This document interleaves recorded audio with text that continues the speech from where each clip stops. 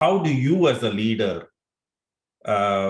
figure out, because there are going to be tens of opportunities that you're going to see this way, what I would call as random serendipitous opportunities, etc. So how do you know which one to focus on? How does it fit into your broader portfolio? How do you traverse that domain? Great question, Raj. And I don't think the answer is a simple black and white one, and it's also not all gut, right? It generally is a combination of a business sense and at the same time trying to figure out what's the right thing to do. Let me give you a sort of relate that to specific examples. I think it all comes down to your leaders and your team, and this is where sort of having a team that has the skill set and not just the expertise, but also the trust and integrity that you want to develop in your leaders. One thing that related to this is what we did early on is sort of went out to our organization of 14,000 employees globally, and this was around the March timeframe where we said, we've got this big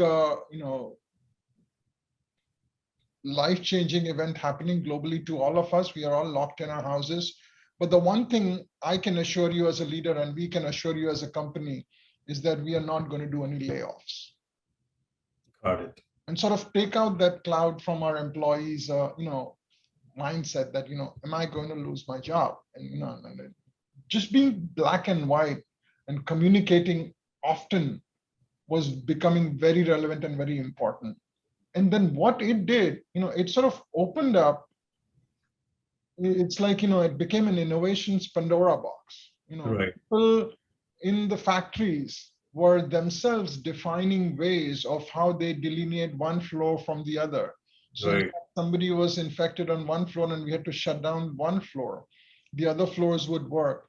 Our head of operations calls it supply chain redundancy. We built so much redundancy in our supply chain that we were manufacturing the same product in 3 continents during the COVID phase.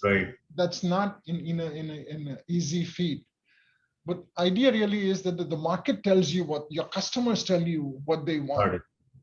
But being agile and nimble enough is what's important, relevant. We often call ourselves a $4 billion startup. Got it. And that mindset is very important. But it is organized chaos. There is chaos. Yeah.